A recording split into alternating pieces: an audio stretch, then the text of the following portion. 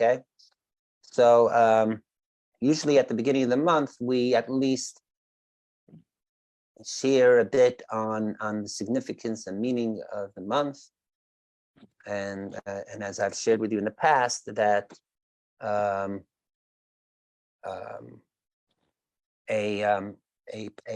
excellent primary source to know what's going on for each month of the year in sort of Kabbalah, mystical ways, certainly, is the Sefer Yetzirah, right? The book of creation. Welcome, Steve Abba Zusha. Welcome, welcome. Great to see your holy smile and all. So Sefer Yetzirah has stuff. And then also, like in the past, I've mentioned that the holy Bnei Yisachar, the Dinaver, who is the ancestor of the Munkacher Rebbe. So Bnei Yisachar goes through the time, also every month, and the meaning, significance every month. So we'll just share now, albeit more, just encapsulating what this month means, and also, as mentioned before, that how it's connected to also with the upcoming Yom Tov, holiday of Pesach. Welcome, Rivka. Great to see you. You're Shana Panin. And hopefully, yes, we're all lip reading you now. It's great. And I was all offline because my phone broke, and I was moving boxes in the rain, so I dropped my phone. Oy. So I sent you my new phone number. So great. I'm here. Okay, fantastic. That's the bottom line. You're here. Yeah. And later, if you do want to share with us some niggin or something, we'll see if and when there's some time for that. Do that too. Okay. So great to see you, and mentioning a rain, a blessing for all those in California, that it shouldn't just be rain, but should be gishmei bracha. Rain of blessing, right? Right. Yes. Sometimes too much is also sometimes less is more. Just like we say, sometimes more is less, sometimes less is more. Okay. Thank you, Rivka. So now, speaking of which, right, the part of this month of Nisan, why it's called spring, is also because it's beginning the growing, the sprouting, as we said. And also, as when it comes to Pesach, we start praying for the dew, right? The Gishmei of Vital, which means to bring more. And actually, so hopefully, it will be the great, just the right balance that we all need. Okay, so now the month. Let me see. I did put up. Oh, I see. On Facebook, you sent your new number. Thank you. So I did type up a bit, as once in a while I do, just the certain highlights of the meaning of this month of Nisan. By the way, just a point, just to make a note of that, that the Rosh Chodesh is and giving it extra significance and even ceremonial celebration, so to speak, is connected with women, both for the obvious and reasons, and also for the mystical reasons of what the moon personifies. So just to acknowledge that, and with humility, and just even though I'm a cisgender male, I'm whatever we're speaking about, the greatness of the new moon is with full awareness that it's that the men would not be here without the women. So thank you, dear feminine moon. And there is a group, in fact, in New York called Levana, where a bunch of fellow sisters gather for Rosh Chodesh, and they have their own um, intentional focus on the meaning of each new moon.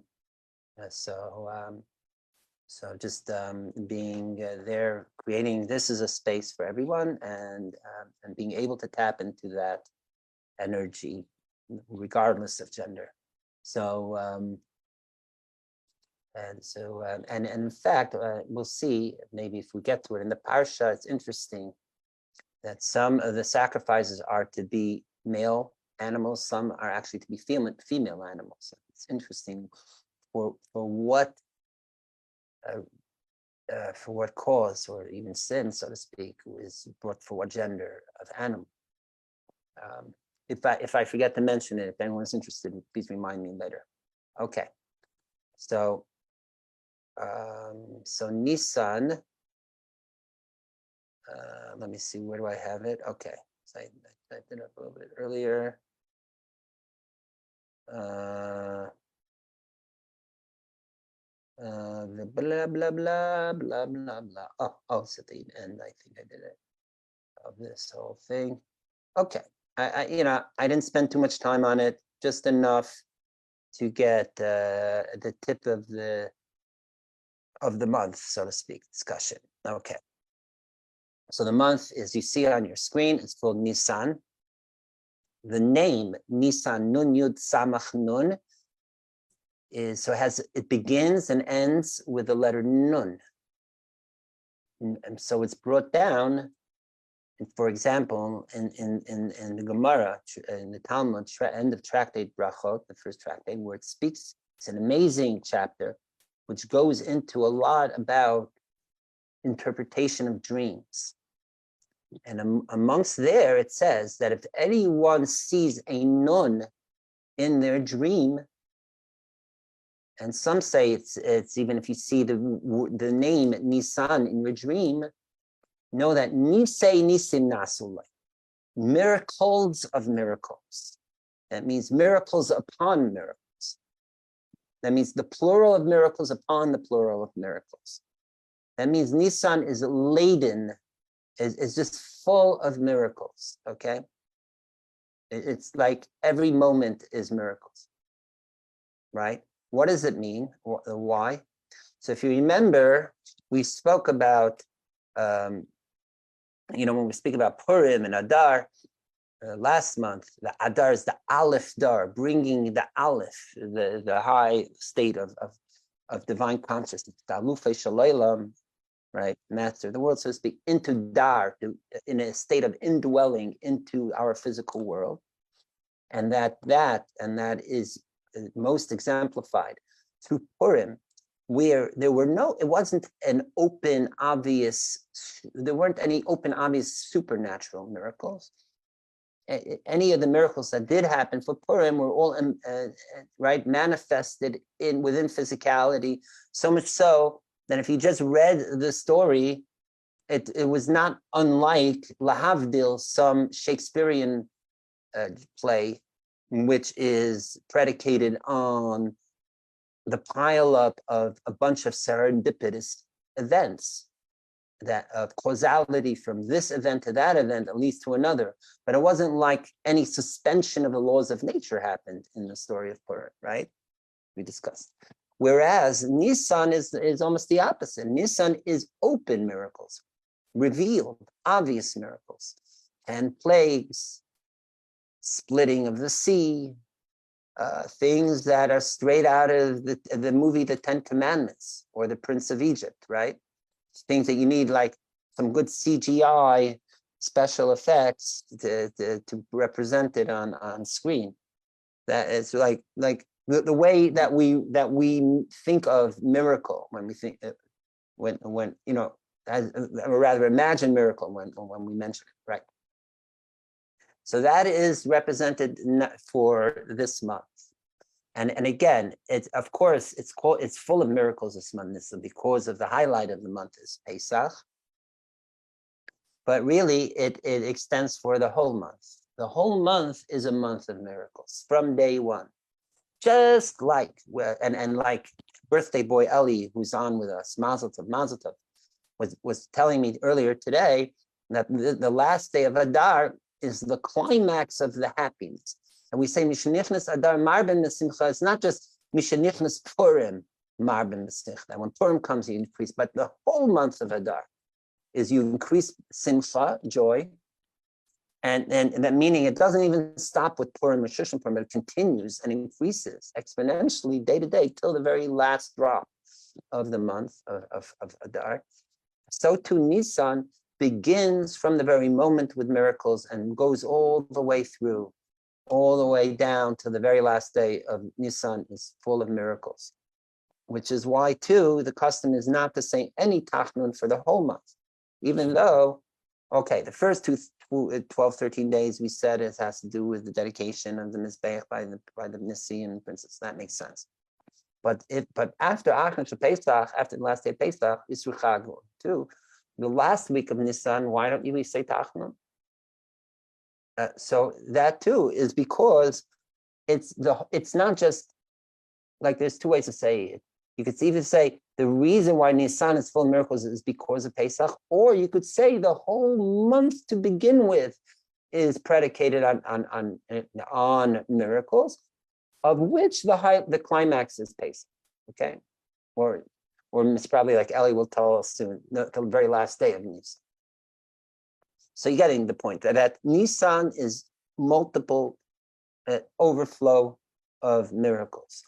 And in fact, and it's not just something of days of yore. Hopefully, even in our dates, even this year, hopefully, bless us all to see all the miracles possible in this, starting tonight for the whole month. So that is Nisan. In fact, that is one of the reasons why Orthodox Jews are against making. I think the Yom HaShoah is commemorated in Israel. What is the day? Chaf something in Nisan, sometime one of the last days of the month of Nisan. And there's some more religious Jews are to feel that it's not the right day or time to commemorate it because it's still in the month of Nisan when we don't say Tachnun. They're not against having a day commemoration of the Holocaust and the Shoah. And they say to choose another day, not in the month of Nisan. Okay, for that reason. Now, let's go on. Okay, and so on the chart here on the list, in Gematria 2, okay, you know what? Actually, let's come back to the Gematria soon later. That's right underneath. But let's look right behind it. Right below it. As we know and mentioned, and as we've spoken about in the past, that there are 12 different possible combinations of the name Yud Kei Vav Kei, right? And each month is a different combination. Now, the way it is for the month of Nisan is the most open apparent form of Yud Kei Vav Kei. It's not Yud Vav Hey or Hey Vav Hey Yud or something or anything. No, it's the Yud and then a Hey and then a Vav and a Hey. The way we mamish say it. So that in itself is to show us that this is the time that the higher order of divine connection with us is in full orderly expression. That means it is in its most revealed state. Meaning, if the name of the Lord order of Hashem's name, Elohim, represents nature, as we spoke, Yud Kei Vav Kei, which is higher, represents the supernatural. And therefore, since, as we just said, Nisan, it represents open miracles. Therefore, the name of Hashem, the Yud, is in the most open, expressive way of the way we use it normally. Yud and then Hey and Vav. Okay, and this, as we've shown throughout each month of the year, that this is also the form of the Hashem's Yud Kei Vav Kei name of every month is also an acronym for a certain verse of Chumash or Tanakh, And for this month, it is from Psalms, Tehillim, and what we say in Kabbalat Shabbat every Friday night. Yismecho hashamayim Dagel haaretz. May rejoice heavens and be in great glee, earth. The earth would be for glee, right?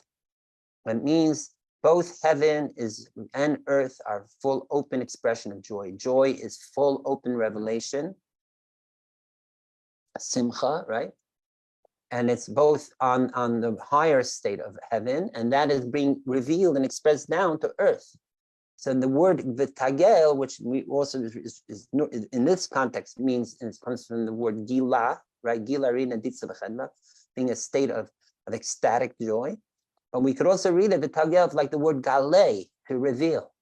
It's a way of joy that's v'tagel, that's in full open revelation, not only in heaven but here down on earth, because that's the whole point, that all these miracles, the heaven state, which is a supernatural state, should be fully revealed, and that on that level here, down all the way down here on earth, right?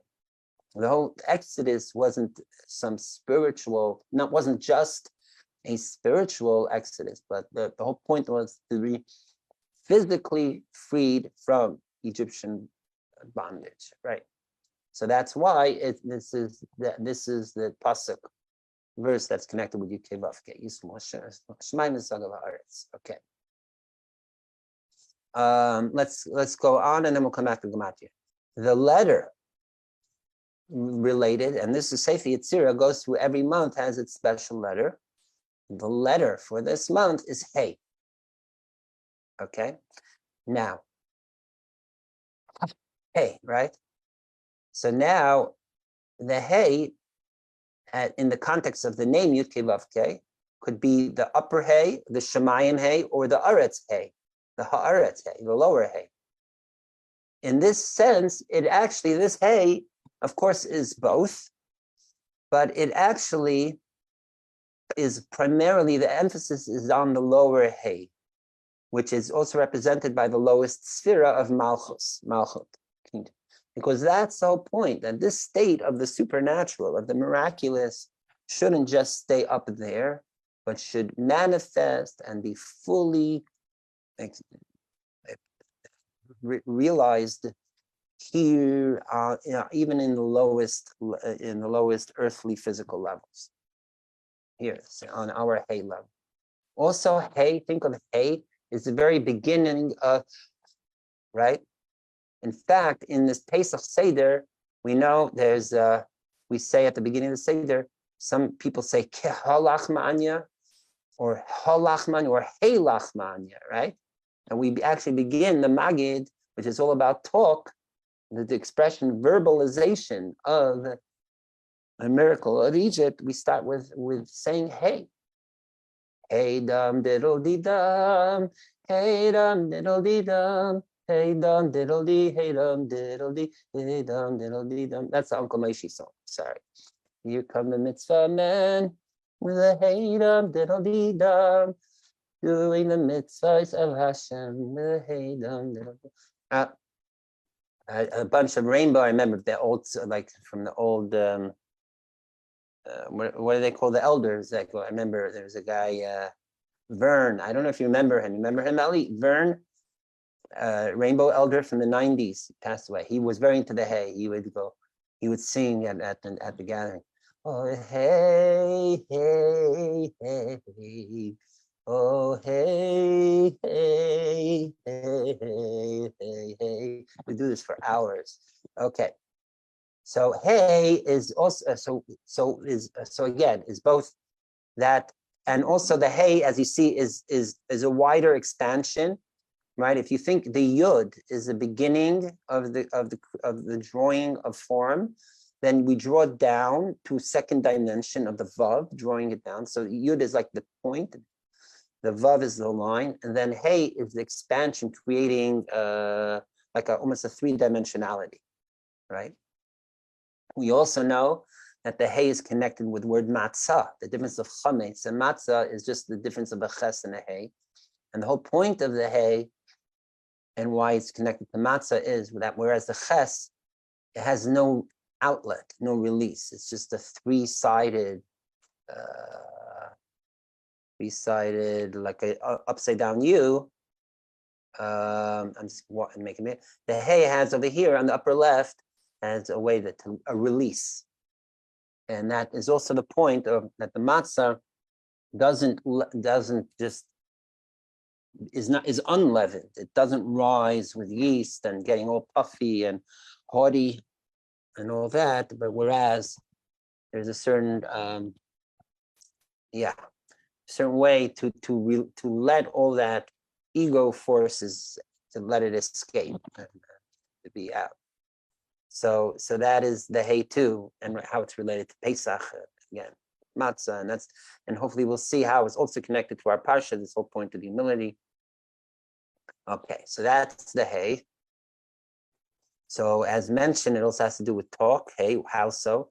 Because the Sefer Yetzirah tells us that in each month there's also a different activity, human activity, or that's related to it. So for this month, it's sicha, talk, which also ends with a hey, sicha, right? So right away we think, sicha, that's why we're and the Pesach Seder, where we have Magid is the major part of the Seder. It's all about saying, speaking, talking, and the more the merrier, right? That's why speaking like Rabbi Akiva and his students all the way to sunrise.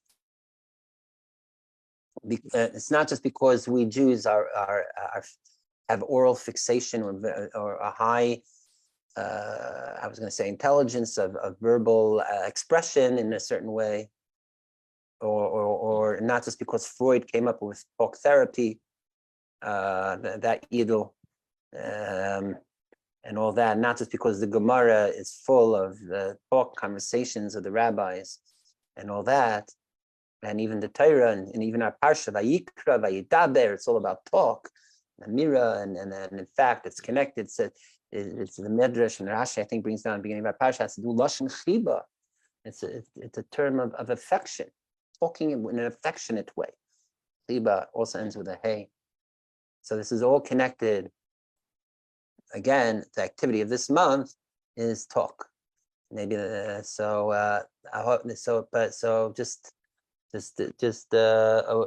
putting it out there that if I keep on rambling too much, just let me know. Okay. So again, that this talk factor of the month is, plugs in beautifully with the holiday of this month, which is Pesach. Because as it's brought down also in the holy books, that the word Pesach, as you see on your screen, is actually a conjunction of two words of Pesach, which means the mouth, Pesach, that keeps on talking mouth, right? So that is what we do also on Pesach. That's why we're talking so much. I don't know if you find this, but at times, the whole point of the Seder is to relive and re-experience the Exodus. Like, even though it was 3,300, what is it now? And 40 something years, 38 years, 35 years, I think, right? 3,335 years, I think, ago. But we're supposed to make it feel like ilu hayom yatzim Mitzrayim. We went out today from Egypt in the Seder night. So, of course, we could sit and think about it, contemplate it. But the truth is, just thinking doesn't fully manifest it. I don't know if you find it in your life too, that you could think something, and it's fine. You're really focusing, you're really internalizing it, but you don't fully feel it through and through until it comes out of the mouth, expressed. There's something about verbalization and creating these sound waves even, and feeling the vibration in the throat and the breath and all that really makes it so much for so much more concrete as a real experience. Which in fact is, and it's more than that too, because in the absence of actually being in Egypt and going out, that's the closest we'll get, is by talking about it. And it's in fact also connected to one of the great concepts of the Baal Shem Tov is the primacy of talk, of dibur. That talk, in fact, he says, is as effective or as real as action. And in fact, there is a Torah from the Baal Shem Tov on this week's parsha too that makes this point, that through dibur, through talk, through that actually there's a word in French philosophy called reifying, that when you take something that's abstract or ephemeral, and you make it like almost like a physical object, that words become, if you think of almost like in a cartoon, the word bubbles over the character, and think of that like these words, the words that come out of our mouths are actual things, objects. That is why it's so important to be careful what we say and how we say it. And there's a term in the Gemara Talmud says akimas svasav havemaisa, that enunciation or movement of the lips by speaking is considered an act. It's related also to bringing sacrifices, that there were certain things to be said or etc. So in a way, talk is an act too. It's not just words. We say, usually we say there's three things: thought, speech, and action, as if speech is separate from action. But no, but it takes the act of speaking to speak. So in a way, speaking already is an act. Okay. So that is the Pesach, the talking mouth, and that is why it's connected to Sicha, to this month as an action. So now let's go back to the gematria of Nisan. That the gematria of Nisan, as you see over here on your screen, Nisan is gematria 170. This is from the Bnei Yisachar. 170 is 2 times peh, mouth, which is 85. Meaning that this state of Nisan consciousness, of the consciousness of miracle, is related to a twofold expression of the mouth. And as the Bnei Yisachar says, this signifies both the Exodus, release from Egypt, which was also had to do again with the mouth, and also with the future ultimate Exodus of Mashiach, right? And that's why it's twofold. And in fact, and now just thinking of this, is just coming to me as we're speaking. This word, first of all, okay, work backwards. The word Mashiach itself could also be not just mean anointed, but Masiach, like the word Sicha that we said before, talk. Mashiach could also be the one who talks, Masiach. Okay. The one that's full of verbalization. Yeah, Aaron? Someone was saying something? I just said Shkoyach. Oh, thank you. Yeah. So there's that. So that means Mashiach, and it says, it's brought down in Isaiah that he will judge and speak, and there's the whole idea that Mashiach will teach the Torah Chadasha, the new Torah. So Mashiach is a teacher. Mashiach is the one who will be lecturing, so to speak. The ultimate great, using the talk in that way. Also, and connected to the first Exodus, Peh are the first and last letters of the word Pare. And in middle is the word Ra, evil. That means when we get rid of the evil of Pare, we're left with Peh, mouth. Okay? So that is that's my personal little Torah add-on. So again, that this double talk thing, not in the Orwellian way, double talk, but in the holy Geula way, redemption of being that a way of Nisan. Yeah, I remember there's a Chodesh Nisan a song. Rabbi Ben Shemtiv, the patriarch of all the Shemtiv, used to sing. I forget all the words. It's a whole long word song in Yiddish, but I just remember the beginning of it. Nistim, Nistim, Nistim is Geshem, alle Wellen wissen und alle Wellen sehen, alle alte Rebbe ist von Nazareth gekommen. Means miracles, miracles, miracles occurred. Everyone should know them and everyone should see them. And then he goes through the whole history of Chabad about the miracles related to all the Rebbes. Okay. So that is Nisan. So that and related to all this this state of I'm sure postmodern philosopher teachers will have a field trip. They love talking about orality and all that stuff. In fact, thinking of it now, again, coming the whole and connected to our parsha and also the Paschal sacrifice, and that is the whole point of sacrifice. Of course, it's a physical animal and Mishkan and Beis Hamikdash and all that.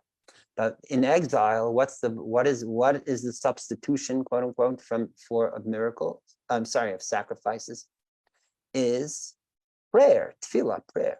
They're both idea of elevating, rising, taking what's down here and rising, transforming it up. Prayer is like, we know the ladder of prayer is going from down up, unlike Torah that is descending from up down, right?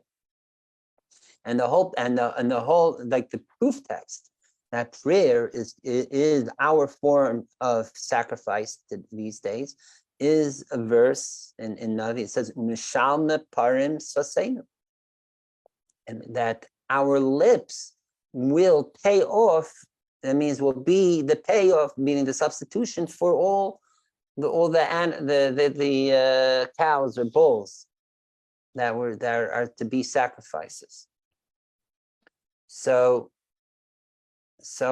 this idea of using our mouths, and you think about it, because many of the carbonot were also eaten with the mouth. So prayer is our using words of our mouth in service to above. So and as the definition of carbon, as hopefully we'll get to speak soon, also is related to the word kiruv, to get closer to. Okay, so this is all how this is again all just linking up everything, the month, Pesach, the Parsha, and all that, and in fact, before we continue further on the months and Pesach, also to connecting it with the birthday boy, in addition to Eli tonight, is as we mentioned earlier, it's the 251st birthday of Rabbi Nachman. And the name Nachman also has two nuns, begins and ends with a nun, like the month of Nisan, right? And in between is Ham, heat, warmth, heat. That Rabbi Nachman's life, and hopefully we'll have time to go more in detail about his life, time permitting tonight. Rabbi Nachman was someone who embodied a life of living on a miraculous plane, yeah. So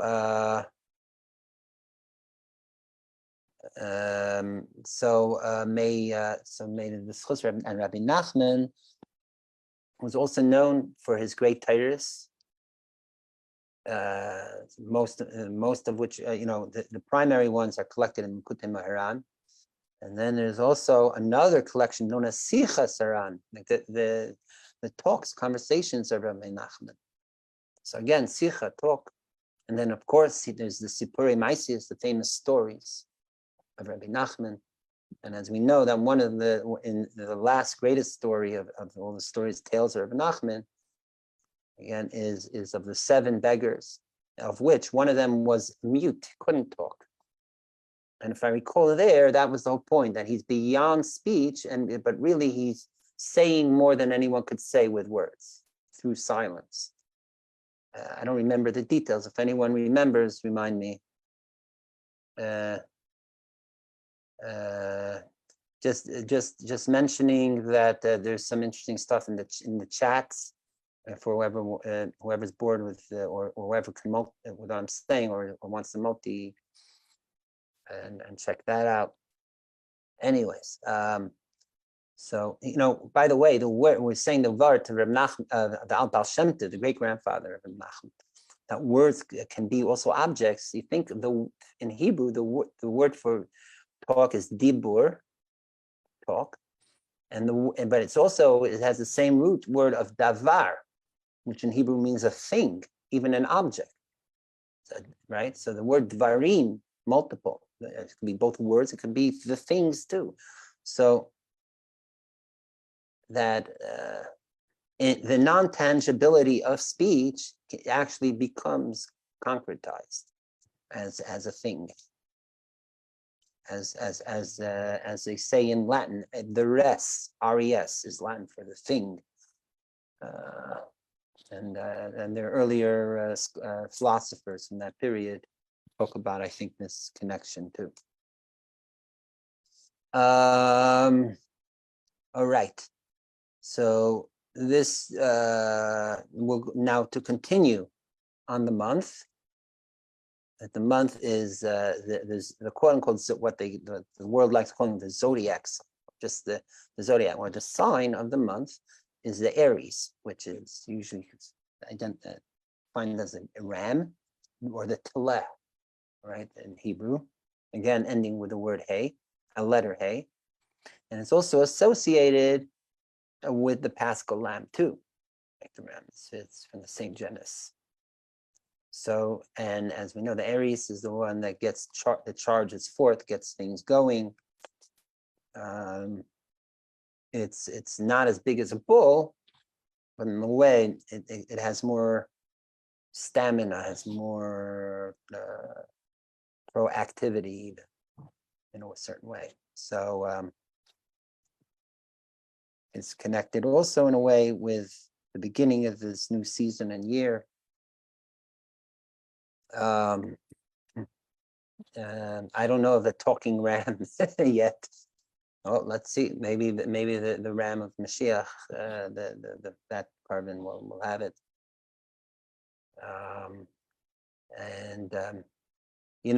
There's a custom that being that we don't bring the Paschal lamb until Mashiach comes, that at Erev Pesach, before Pesach, we actually say with our mouths, read the whole unfolding, how the whole procedure of bringing the Pesach. It's called Seder Carbon Pesach. It said Mincha before Pesach and Eve.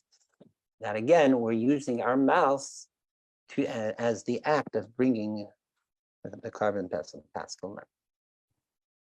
Now to continue, that this is also brought down in Sefer Yetzirah, that as we know, each month is also associated with a different body part. So the body part for this month, brought down Sefer Yetzirah, is Regel Yamin, the right foot. Okay, interesting. Not the left, the right foot. One of them. Okay. Okay. What's the vart? Why? What's the connection? Because especially like most people are right-handed, right-footed, so to speak. So if you're going to sprint or jump, you're going to start off with your right foot. So your right foot means going out for the leap. Okay. to take things higher. And in fact, that is the most direct, simplified definition of the name Pesach, as you see on your screen. Pesach ki Hashem Pasach. God leaped, crossed over. That's passed over. That's why it's called Passover. That Pesach is like saying almost like God's jumping over, right? What does that mean? Firstly, God is not anthropomorphic. What does it mean leaping at Pesach? So it's connected to earlier what we were saying. If the month of Adar is the way miracles manifested in a natural setting and way, so that represents more walking. 1 foot, foot on ground, never leaving the ground. We're earthbound. Jumping shows we're going out of the ordinary. We're going to a higher state. We're transcending the earthly plane. And that represents the supernatural miracles. Okay. So that is why Pesach is connected dafka with leaping, and why the whole month is associated with the right foot. Right? Does it also have anything to do with the kav or the column of Chesed and Netzach? Yes, you're pre what's the word? When you see something in advance, you're presaging. It's called like a premonition. Or something. Yeah. Okay. Yeah. So here we go. So exact. That you know in advance. Yeah, prescient is knowing that, or anticipating. Yes, anticipate. Okay. So yes. So if you know quite kabbalistically where each sephira is on the body. So if Chesed is usually the right arm, where the left arm, Tiferet is the heart. So then Netzach is the right, not only hip, but to be the right femur, or what is it? The right leg, the right, all the way down from the hip down, meaning basically the right leg and foot is Netzach, and Hod is the left leg and foot. Okay, so now look at this. The word Netzach is gemat. You see on your screen. The word Netzach is gematria 148. What is the gematria of Pesach? Exactly the same, 148. I think this is from the Bnei Yisachar also. Okay, so we see directly the link of the Netzach being the right foot, right leg, with Pesach, and that whole point of being the medalik, the jumping, the leaping, and all that, which is also the state of as this verse from Shir Shirim I just said is associated with the arrival of Mashiach. Okay, and this explains another thing, that the Mishnah in the tractate of Rosh Hashanah, where it speaks about the 4 Rosh Hashanahs, it says that Nisan is Rosh Hashanah l'malachim.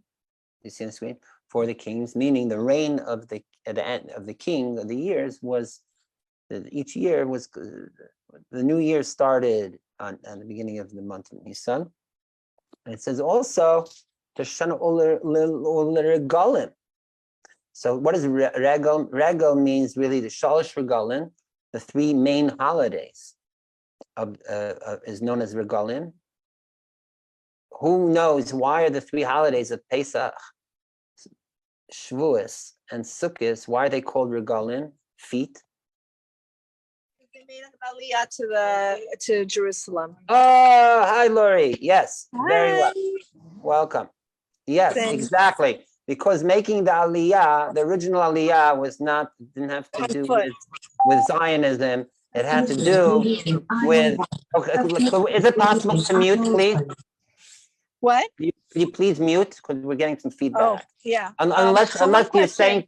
One question. Can you go back and mention what are the 4 Rosh Hashanahs, please? Yes, if I recall, the one is Nisan is for right for the kings and for the 3 holidays.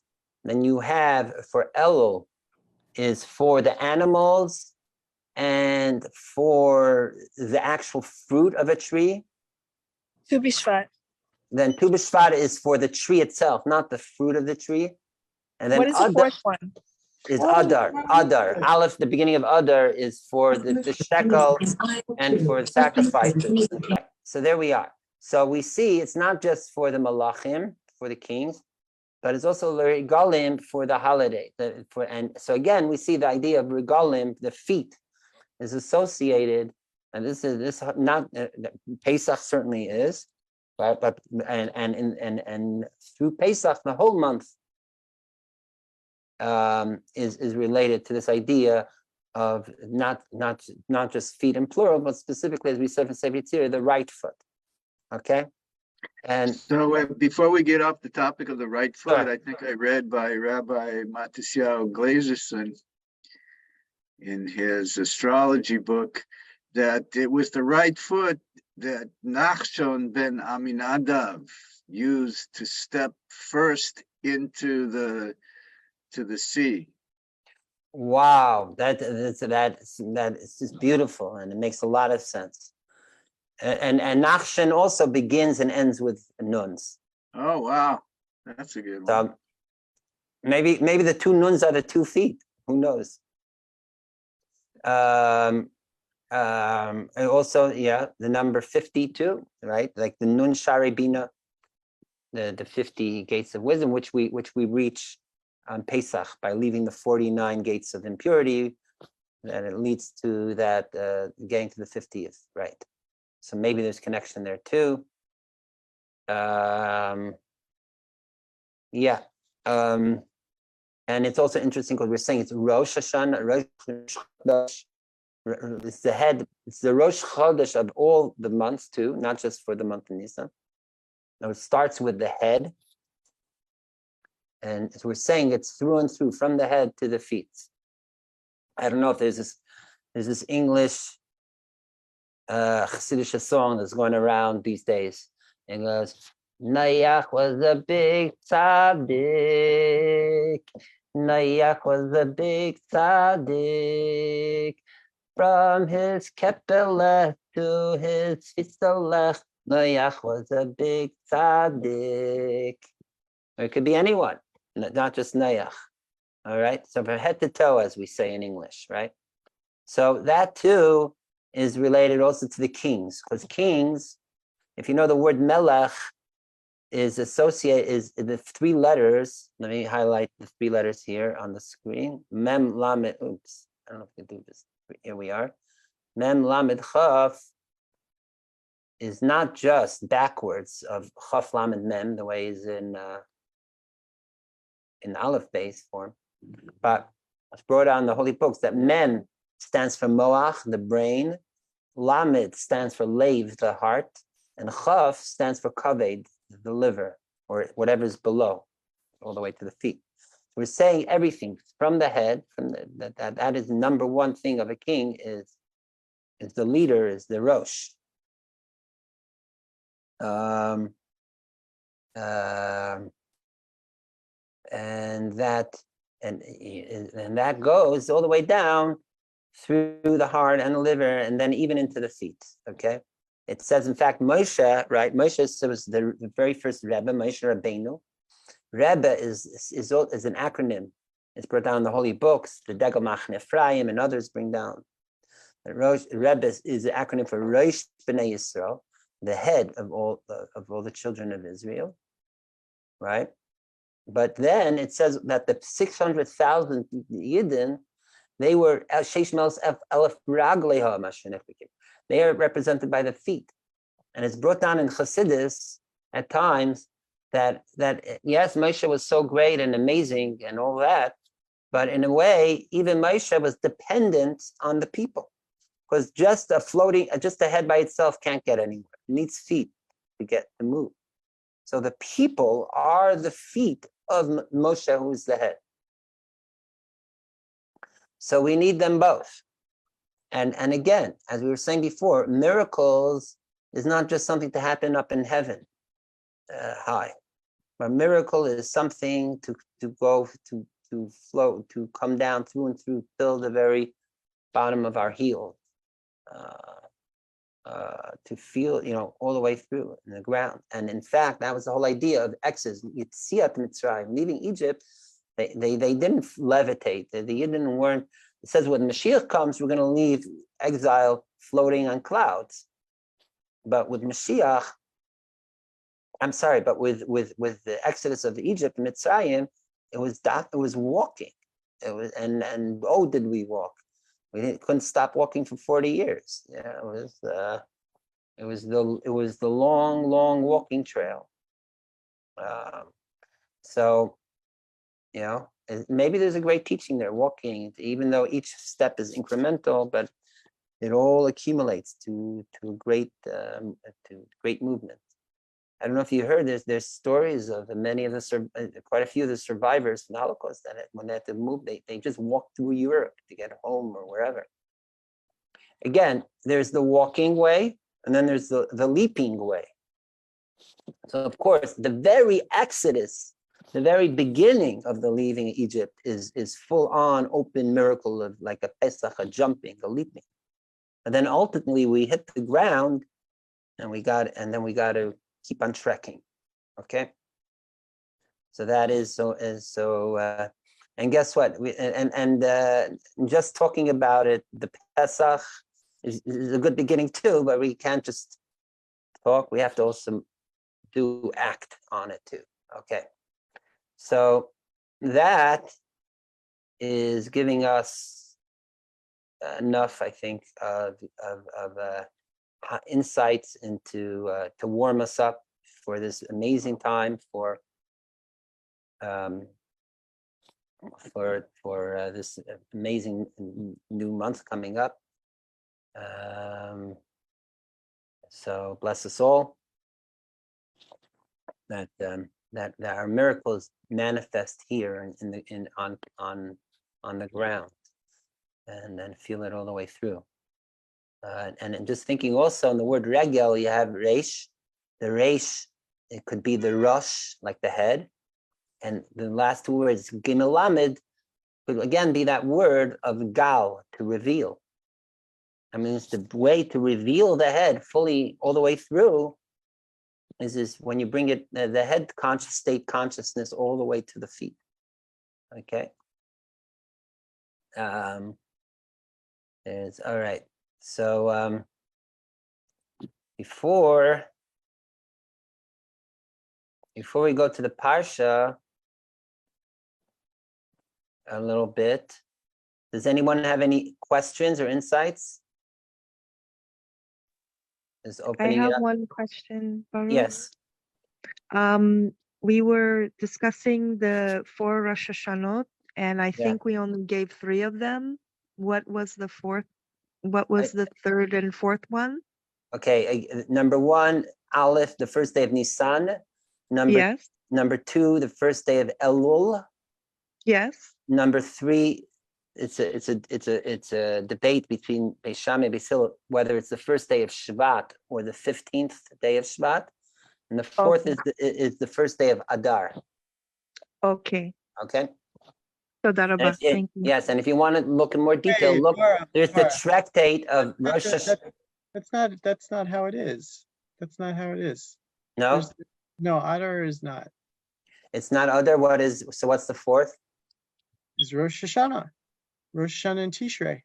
Are you sure? Right. Rosh Hashanah for everything. That's in the Mishnah? Yeah. Okay, so Tishrei is Aleph Tishrei. So maybe that is my mistake. There's a Bachlokas whether Rosh Hashanah. Right, that's why. Or Tishrei. Okay, let's look at this again. So I don't know why I was thinking Rosh Hashanah Lishkalim. I thought was one. No, I've never heard of that. That's interesting. Okay, I don't know. I'm going to open it up right now, and if I made a mistake, then okay. Yeah, you're right. You're 100% right. So Shkalim is not associated. Let's look at here number 4. Here's the Mishnah Rosh Hashanah. Aleph Nisan Rosh Hashanah for the kings of Regalim. Aleph Elul Rosh Hashanah for the animals, and also say Rabbi Lazar and Shimon say Aleph of Tishrei. Thank you. I did see somewhere it does mention first of other maybe as the beginning of Mishkalin. Maybe like we could look that up, beginning of Mishkalin. But here you're right. 100%. Thank you very much. It's my mistake. Yeah, the first of Tishrei is the Shanim and Shmitim Yovelis, which means for the counting of the sabbaticals and Shemitah. And first of Shvat is the Machlok between the Shamiv of that. Let's look up Masechta Shkalim. Actually, how it's brought down there. Thank you. I don't know why I made that mistake. Yeah, so it's not mentioned. Beginning of Shkalim just says Be'echad Ba'adar. The first of Adar Mashmin Alek Shkalim, but it's not considered Rosh Hashanah per se. So thank you. It's been a while since I looked at it, so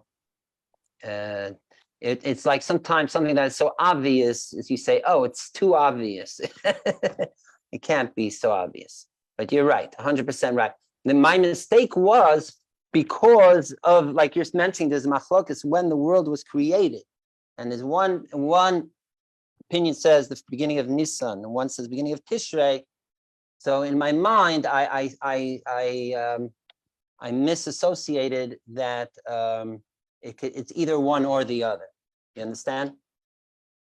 So okay. I wasn't even thinking of that controversy. I was thinking of the other one that's in the Mishnah, which is that the controversy of when Rosh Hashanah La Behemot begins. right, the Behemot again. Because let's look at that again.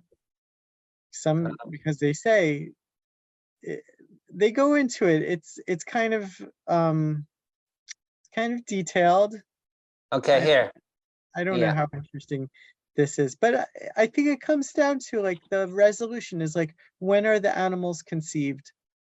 And yeah, exactly. Or I think it has also to do with when you count for the tithing, no, of the Meister Behemoth. Yeah. So then there's the ones that are extra. Okay, so Lori, I stand corrected, and others that it's not Rosh Chodesh Adar, but it's the most obvious Rosh Hashanah, our Rosh Hashanah, Aleph Tishrei. Okay. And wait, so Tishrei, you have Tishrei, Nisan, Elul, and Shvat. Okay, thank you. Okay, yeah. Thank you very much. There's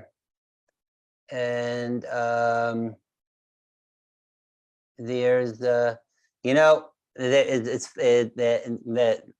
fifth Chabad Rebbe, whose yahrzeit is tomorrow night, wrote in 1900. He wrote a letter. He said that Yutas Kislev, the 19th day of liberation, the Alter Rebbe of Chabad, first Rebbe, is the Rosh Hashanah of Chassidus.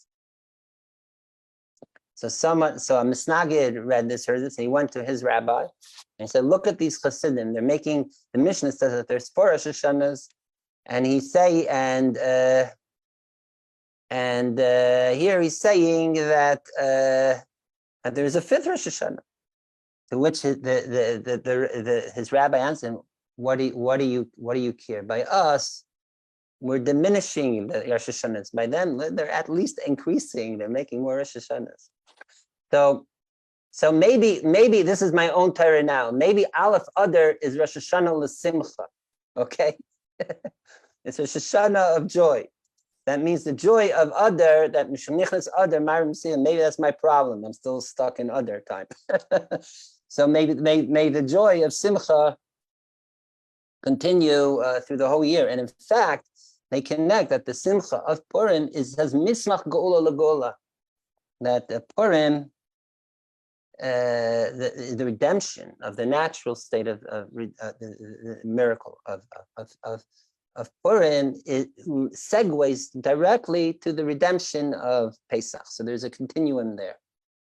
It means the other Simcha is the warm-up build-up to the Nisan Simcha. As we said before, Yismach Shemaim V'Sagal Aretz. Great.